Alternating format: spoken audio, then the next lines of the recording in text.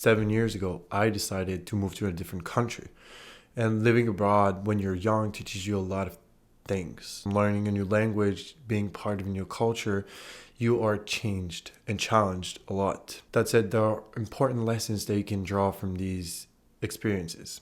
And today I wanted to share with you the 5 most important lessons I learned from moving to Canada when I was 17. Now, this video could be interesting for the people that are interested in moving abroad, or just the people that are interested in changing their lives, whatever the change is. You may be moving toward a better life, but often you're just moving toward a different life, one that comes with its own set of problems. And when it comes to big change, you usually cultivate a lot of expectations towards it. And that's what happened when I was about to move, when I was about to change countries. I was like, this new life that I'm going to get by going to Canada is probably going to be way better than the life I have right now.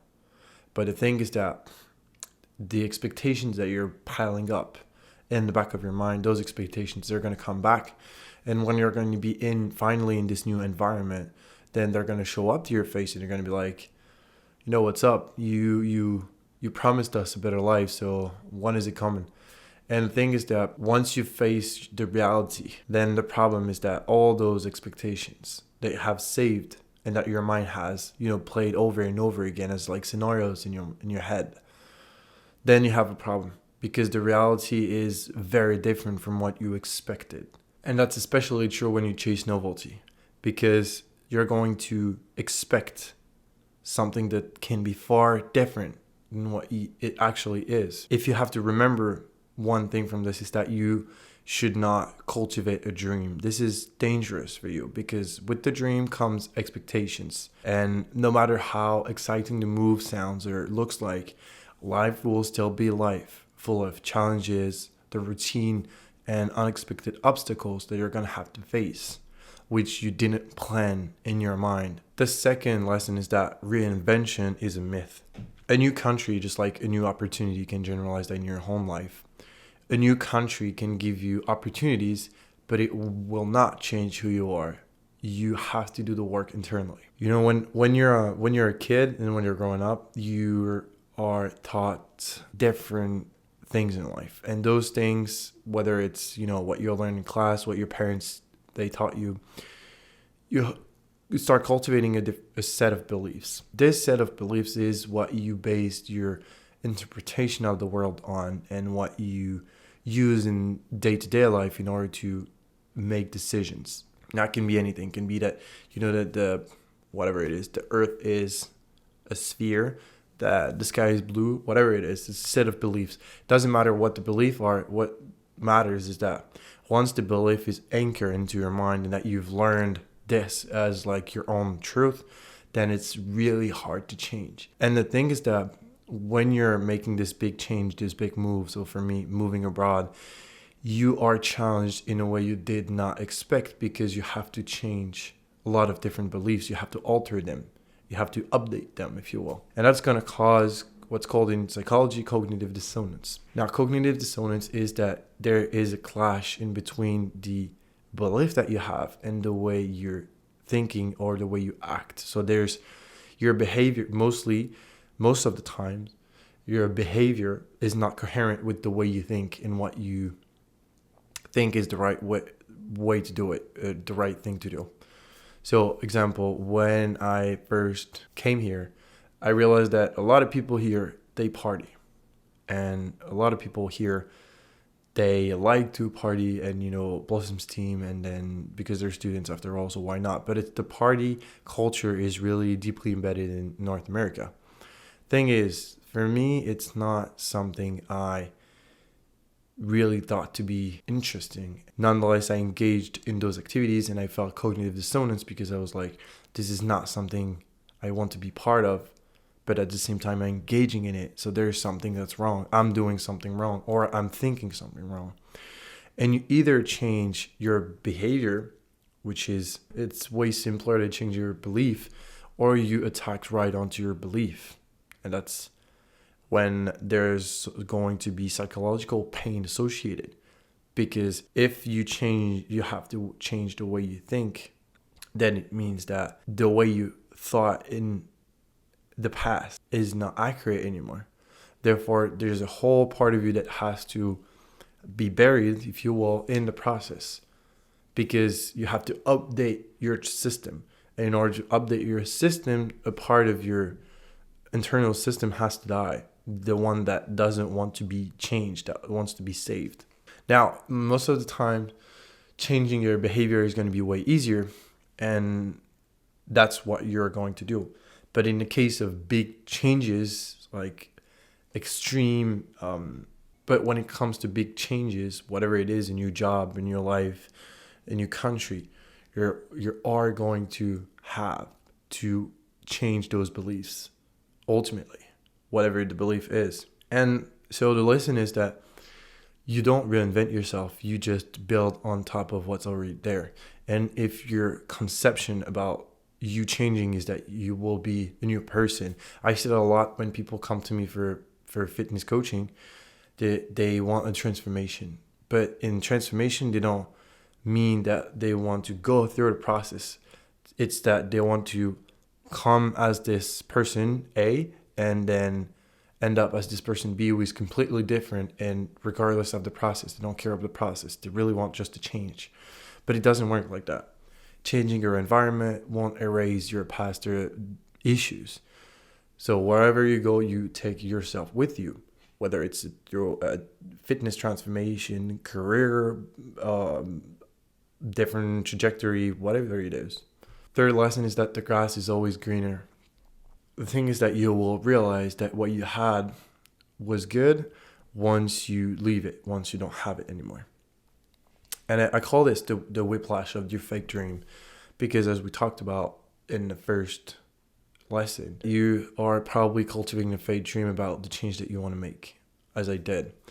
And once you make this change, you realize that the grass is always greener, because what you thought would be the best thing in your life ends up just being routine and a set of obstacles, but that you have to still face and wake up in the morning. It's not that different. You have to learn how to be content with what you have. So how to get enough of something without adding something else on top of it. Once you completely reinvent your environment, you will realize that you have to get some things because you feel like you've lost everything. So in my case, when I moved to a different country, I had nothing. I had a suitcase. And with that suitcase, I realized that people around me had way more than I did. They had cars, they had houses, they had more clothes, whatever it might be. And those things I wanted because I felt like I had nothing. I had not enough. I got into the have mode instead of the be mode, because the thing is, if I were to go into the be mode, I would realize that I had just enough, because that brought me to a different country and I could live off of that suitcase. So I had enough in itself. Always looking at others and comparing yourself is going to be the problem, is going to be the thing that limits you and that pushes you to get more and more and more all the time. Nothing is perfect. No situation is going to be perfect. And you have to know that the grass is always looks greener, even if it's not greener. Maybe the grass that you have underneath your feet is green enough. Fourth lesson is that everything is a trade-off. If you don't prioritize what truly matters to you, you might find yourself chasing something that is not even worth it, does not even interest you remotely. We as humans don't have a lot of time on earth. People want to say that life is long. People want to tell you that you have the time. You do have the time, in the sense that in the course of a day, you have the time to make the decisions that you want to make. But the thing is, over the course of your life, you will be limited by resources, by energy, by time, maybe by illness, which I don't hope you will, but still it's part of life. And those things indicate us that you can't have it all. Therefore, you got to be focused on what matters. And the younger you are when you start understanding this, the better.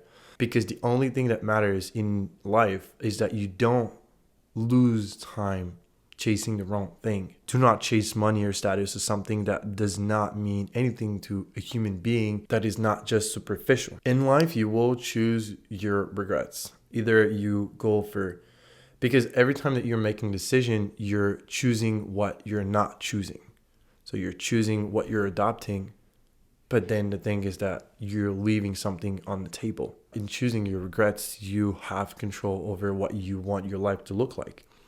But the thing is that you always have the responsibility. You have to hold yourself accountable for choosing the right thing, the thing that you really want to do. Because again, you don't have much time, you don't have much energy. 8 years is not that long when you finally go on to your life mission. And talking about your life's mission, it is really important that you make sure you're making the right decisions. And how do you do that? Well, you check in with yourself. You turn inward. You ask yourself questions.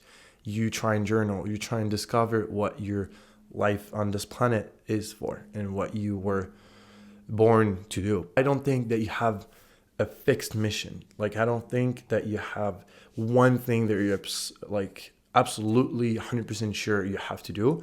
But I think the way you were raised, the set of experiences you've been through and everything else, it kind of orients you in a direction that you have to follow. And this direction, if you don't follow, then you will have regrets later, because you knew it was the right thing for you to do this thing, whatever it might be. It is maybe more general than you think. It's not just to become a carpenter or a lawyer. Maybe just to help others. Maybe it's to teach. Maybe it's to reconnect with nature, reconnect with your body, whatever it is. You have to make sure that even if you're not succeeding at it yet, you have to make sure that you're trying to do the right thing and proving to yourself that you're in the right direction. And the last lesson is specifically for people that are looking to move abroad, looking to change culture, to change maybe even cities. Belonging requires great efforts. And it's not because you just go to a different place that you are going to feel like you belong there. Money and success don't replace and will never replace human connection. Integration takes effort, and it's more than just learning the language. It's about understanding and participating in the culture. That is something I probably regret a bit, because in my journey, in my 7 years of being into a different country, I did not try hard enough to understand and to participate in the culture I'm in right now. And if I have something to say about it, it's that you have to be more open-minded than you think you need to. You have to try what other people are doing, as long as it's not against your own set of beliefs and your values, of course. You have to know something that if you don't assimilate, you won't truly belong. You will probably never feel like you truly belong. And that's your choice to make. And in my case, I would tell myself that the American dream is largely economic, and it won't give you any sense of community, cultural belonging, or fulfillment. Even if you are on the American continent, does not, and you're chasing the things that everybody's chasing here, which is money and status, it does not mean that you're going to feel like you're a fit for this society. It does not guarantee anything when it comes to assimilation and culture. And for the people that are going to be moving abroad, for the people that are interested, if you have any questions, reach out to me. Feel free to use the comment section. In the meantime, you just trust the process. And I hope this helps.